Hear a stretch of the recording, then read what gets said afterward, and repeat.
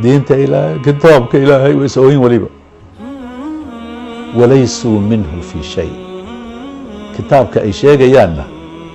walaysuu minhu fii shay wax ay ka yihiinba lama arko ayagii kitaabku yani waxba isuma ah hum fii waadin walkitaabu fii waadin shaqo iskuma laha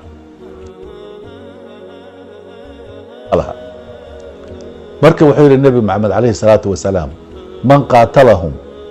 kaana أwlىa biاllaahi minhum qofkii la dagaalama nimankaa oo laaya ayaa ilaahay oga dhow axaadiis badan oo nebiga wuxuu sheegay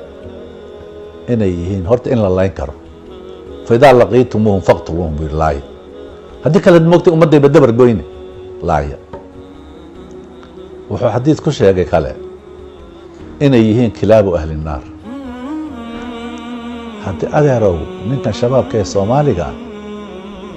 war haddii diintaadi maad akhrisatid waad ogtaho diinta waa laydinka celiyaa ha dhegaysanina laydin yidhaahdaa haddii culummadaa diinta ka qaadayseen haddii la waa murtadiin waaweyn diin ha ka dhegaysanina waayo yaad ka dhegaysanaysaa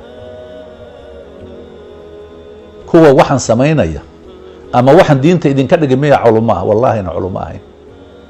laa yafhamuuna cala alislaami shay-an islaam waxba kama garanayaan way idin lumiyeen